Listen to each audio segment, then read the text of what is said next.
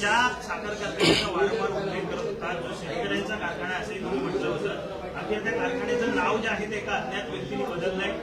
काय जत तालुक्यातल्या जनतेच्या भावना या कारखान्याशी जोडलेल्या आहेत. जत तालुक्यातील सभासद शेतकऱ्यांची अस्मिता म्हणजे राजे विजयसिंह डपळे सहकारी साखर कारखाना लिमिटेड तिप्पेआळी जत हा कारखाना आहे. परंतु सत्तेचा गैरवापर करून सत्तेचा गैरफायदा घेऊन जिल्हा बँक आणि राज्यात सत्तेत असल्या कारणानं जयंत पाटलांनी तो कारखाना कवडी मोल दराने स्वतःच्या घशामध्ये घालून घेतलेला आहे. आणि म्हणून जत विधानसभा क्षेत्रातील सर्व सभासद शेतकऱ्यांची मागणी आहे की तो कारखाना त्यांनी परत सभासदांना द्यावा. 22,000 सभासद आहेत. आता तर पूर्वी जेव्हा कारखाना स्थापन झाला तेव्हा एक ऊसाचं कांड सुद्धा जत तालुक्यामध्ये मिळत नव्हतं. परंतु आता 2 कारखान्याला ऊस हा जत तालुक्यातला जातो, तालुक्यातल्या अन्य कर्नाटकातल्या कारखान्यांना जातो तो भाग वेगळा. आणि म्हणून लोकांच्या ज्या भावना आहेत त्या भावना या व्यक्त झालेल्या आहेत. आपल्या माध्यमातून ती सर्व बातमी मी बघितली. ज्या कोणी हे काम केलेलं आहे त्यांच्याबरोबर मी स्वतः उभा आहे. रस्त्यावरची आणि न्यायालयातली लढाई सभासद शेतकऱ्यांनी लढाईची ठरवली आहे आणि त्या दोन्ही लढाईमध्ये मी सभासदांच्या सोबत ठामपणे उभा राहणार आहे. जयंतराव हे अत्यंत सुसंस्कृत संस्कारी नेते आहेत असं त्यांचं मत आहे आणि तुम्ही दाखवता वारंवार. दिसायला स्मार्ट असल्यामुळं तुम्हाला तसं कदाचित वाटत असेल तर ते तुम्ही दाखवता. तर ते जर खरेच सुसंस्कृत आणि संस्कारी असतील तर अत्यंत प्रतिकूल परिस्थितीमध्ये सातत्यानं दुष्काळ पडणाऱ्या तालुक्यातल्या लोकांनी गळ्यातलं कानातलं किडूक मिडूक विकून शरडं करडं मेंढरं गुरं मसरं विकून किंवा शेतातलं जे धान्य उत्पादन होतंय बाजरी असेल मका असेल गहू असेल काही असेल असं विकून सभासदाची फी भरलेली आहे. ज्यांच्याकडे हे नाही त्यांनी सोसायटीचं कर्ज काढून सावकारांचं कर्ज काढून सभासदाची फी भरलेली आहे. आणि जर तुम्ही सुसंस्कृत असाल तर हजारो कोटी रुपयाचा, कारण 250 एकर जमीन आहे, कारखान्याची इमारत आहे, कारखान्याच्या मशिनरी आहेत, गोडाऊन आहेत आणि स्टाफला राहणाऱ्या सगळ्या क्वार्टर्स आहेत. तर एवढी मोठी प्रॉपर्टी 40 कोटीमध्ये घशात घातलेली आहे. तुम्ही जर सुसंस्कृत आणि संस्कारी असाल तर तात्काळ हा कारखाना सभासदांच्या नावावर करून द्याल. तुम्हाला 1 रुपया कुणी देणार नाही. कारण त्यांचे सहकारी आहेत, विशाल पाटील खासदार आहेत. त्यांनी वसंतदादा शेतकरी सहकारी साखर कारखाना दत्त अॅग्रो इंडियाला भाड्यानं दिलाय. तर त्यांनी भाडं किती मिळतं सांगावं एका पोत्यामागं किंवा टनेज मागं आणि मग त्याचा हिशोब करावा. एवढ्या वर्षाचं भाडं किती होतंय आणि उरलेले पैसे आणि कारखाना जयंत पाटलांनी आमच्या तालुक्यातल्या सभासदांच्या नावावर करून द्यावा. असू द्या, त्यांचा कोणाचा रोग कुणाकडे असेल त्याचा मला फरक पडत नाही.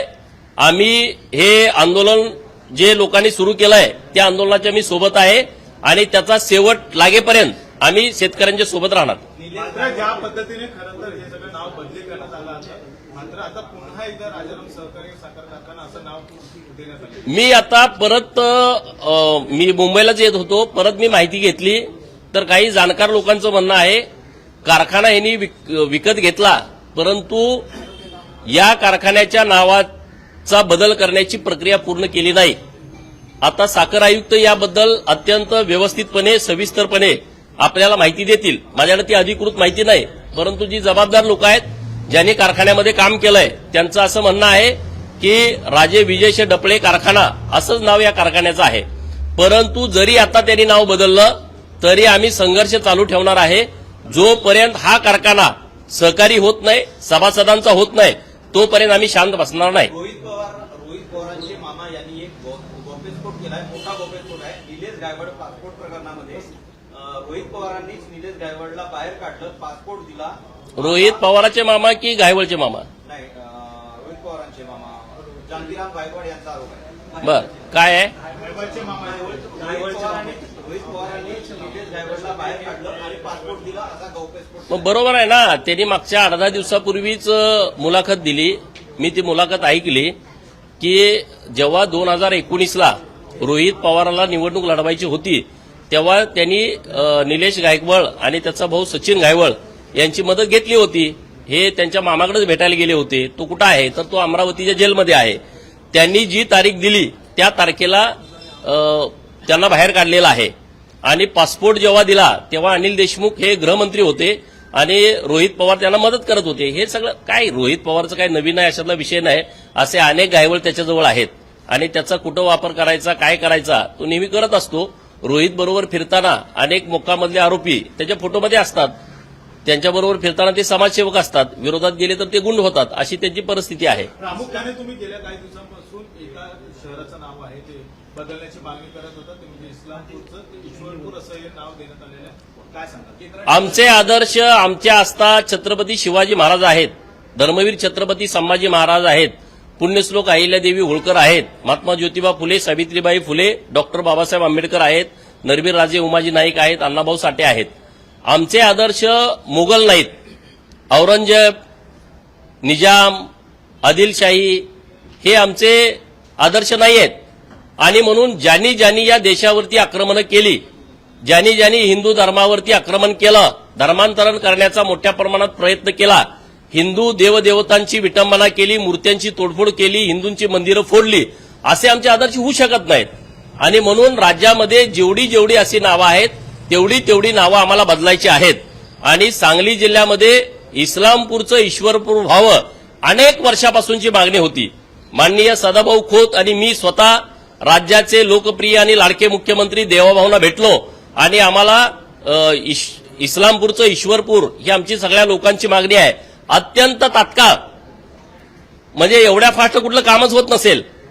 अधिवेशनाच्या काळामध्ये विधान परिषदेमध्ये माननीय मुख्यमंत्री महोदय यांच्या वतीनं माननीय चंद्रकांतदादा पाटील आणि विधानसभेमध्ये माननीय छगन भुजबळ साहेब यांनी घोषणा केली की राज्य सरकारनं अशी भूमिका घेतलेली आहे, निर्णय घेतलाय, इस्लामपूरचं ईश्वरपूर करणार आणि केंद्राकडे प्रस्ताव पाठवतो.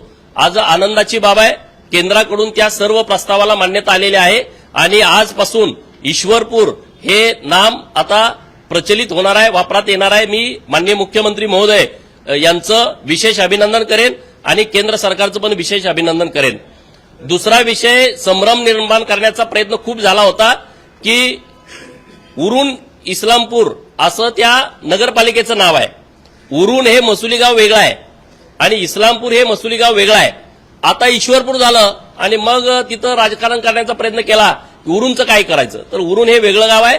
आता आम्ही नगरविकास खात्याकडे मागणी करेन की आता ईश्वरपूर हे नाव बदललंय, आता उरून ईश्वरपूर असं एक नगरविकास खात्यानं नोटिफिकेशन काढावं म्हणजे त्या नगरपालिकेचं नाव उरून ईश्वरपूर होईल. पुण्यामध्ये धंगेकर वर्सेस मोहोळ हा सामना पाहायला मिळतो. कसं बघताय दोन्ही नेते महायुतीचे नेते? नाही, मी काय सामना बघितलेला नाही, काय नेमकं चाललंय. मी जरा गावाकडे होतो त्यामुळे सामना व्यवस्थित बघतो आणि तुम्हाला सांगतो. नाही, माननीय मुरलीधर मोहोळ अण्णा यांनी व्यवस्थित आणि सविस्तर आपल्या मीडियामध्ये त्याच्याबद्दलचा खुलासा केलेला आहे आणि त्यामुळे त्यांनी जो खुलासा केलाय तो सविस्तरपणे बघितल्यानंतर सर्व विषय लक्षात येतो. दिवाळीमध्ये अशा प्रकारचे फटाके फुटत राहतात, सगळीकडे फुटत राहतात.